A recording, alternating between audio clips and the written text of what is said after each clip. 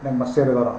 Jadi di Mesir di sekitar makam Firaun, di bawahnya piramid itu banyak yang diduga-duga, bahkan sudah ada yang menelusuri sampai kedalaman berapa itu, bahwa yang dilukis itu adalah keluarga dari Mesir. Itu pun belum terbukti kebenarannya.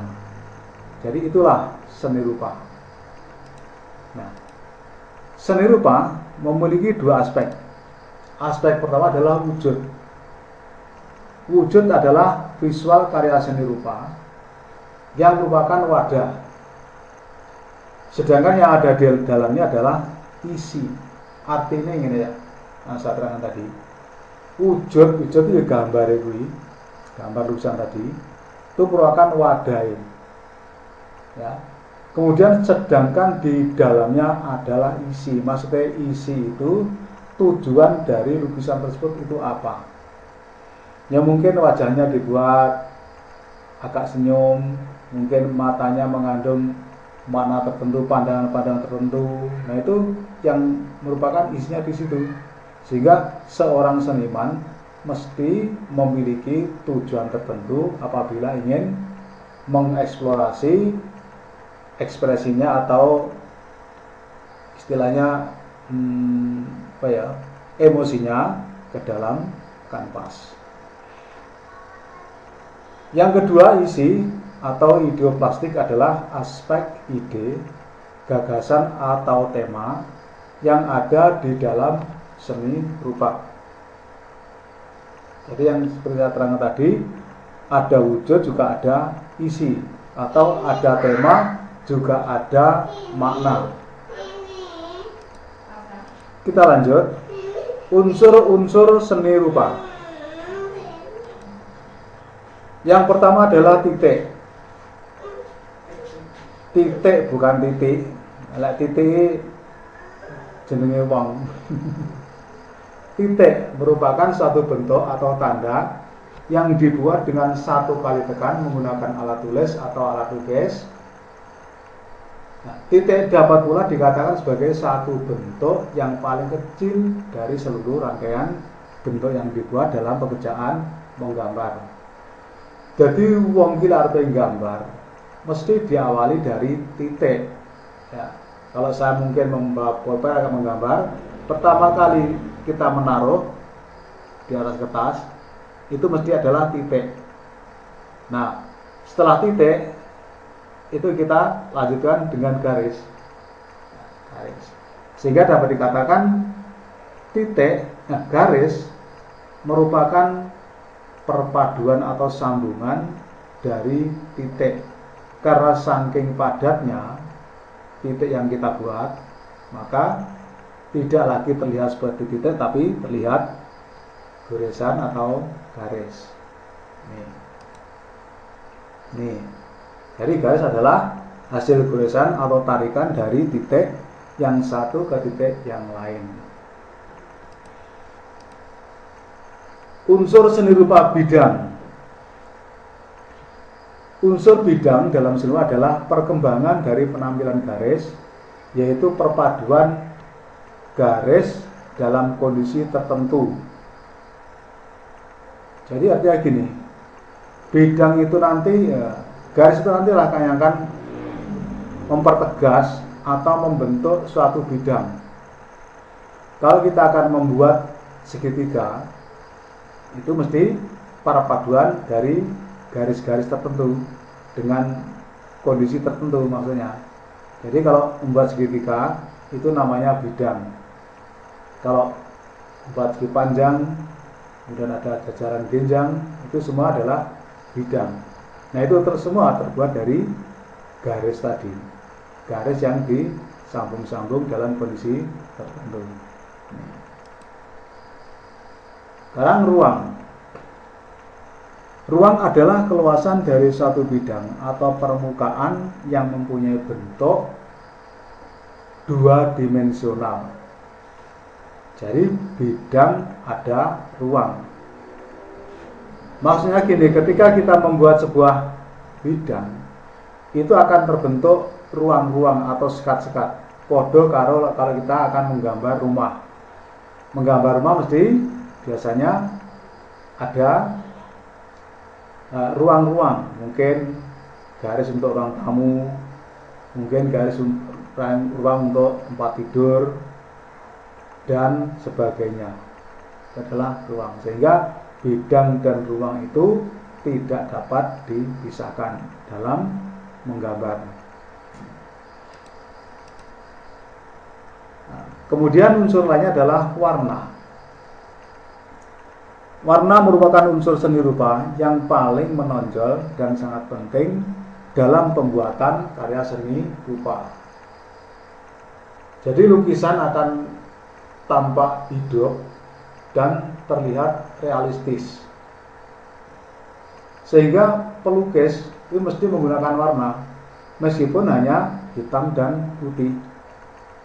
Coba kalau kita lihat seorang pelukis yang hanya menggunakan ballpoint atau menggunakan pensil, melukis wajah manusia, melukis seorang yang di depannya, itu biasanya tampak persis seperti orangnya, jadi seperti model yang dilukis.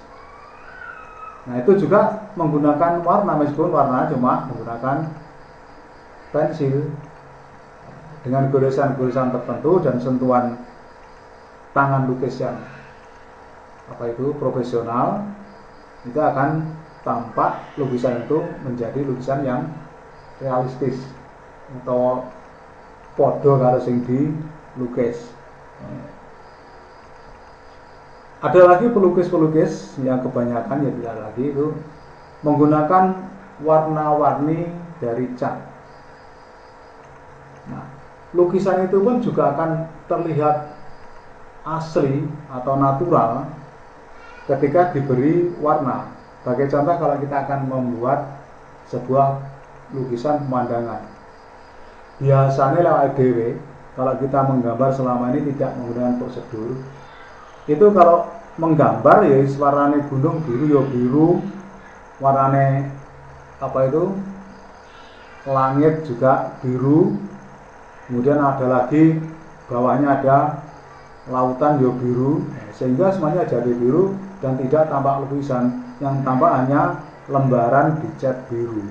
Oleh karena itu pewarnaan itu akan sangat penting di dalam mempertegas sebuah lukisan. Seperti yang saya katakan tadi, kalau kita akan membuat contoh lukisan dengan menggunakan warna, melukis pemandangan, itu langit tidak harus biru semua. Bahkan langit itu pun bisa berupa, ada yang agak semu hitam, ada biru muda, ada yang oranye, ada yang kuning. Nah, tergantung dari pancaran sinar matahari. Tapi kalau mataharinya hampir tenggelam, terus kamu melukis atau itu langit-langit warnanya biru gelap, itu tidak akan tampak hidup. Demikian juga pemandangannya atau gunung-gunungnya. Jadi gunung itu pun juga bisa berupa atau berwarna tidak harus biru, tetapi menyesuaikan pancaran matahari yang ada. Kalau di sore hari biasanya gunung itu bisa berupa yang puncaknya bisa berupa agak oranye, warna biru gelap. Yang bawah itu bisa biru, bahkan bisa agak hitam. Ini. Sehingga warna itu merupakan pendukung yang sangat dominan karena untuk mempertegas sebuah objek atau lukisan. Sekarang tekstur. Tekstur adalah unsur seni rupa yang memberikan watak atau karakter pada permukaan bidang itu sendiri. Nah, kita sering mendengar kata-kata tekstur.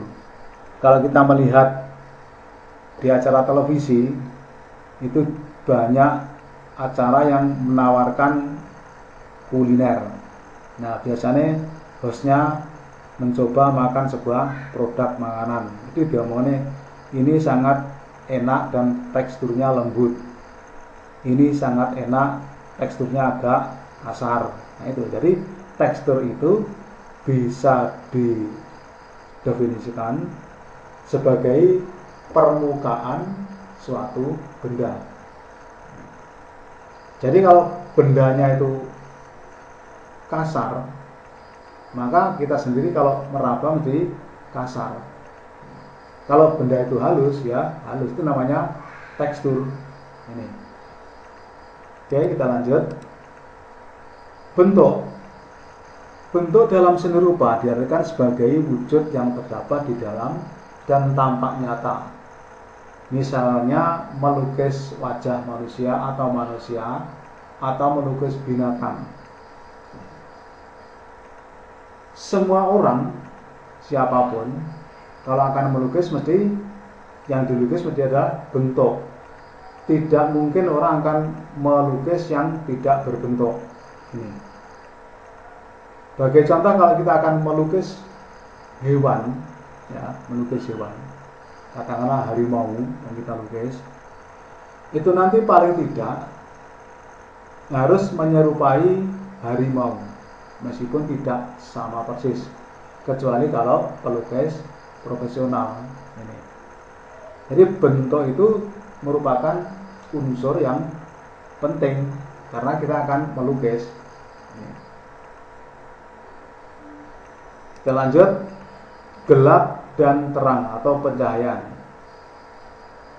Unsur pencahayaan merupakan hal yang sangat dominan dalam seni rupa karena akan dapat mempertegas sebuah objek atau lukisan.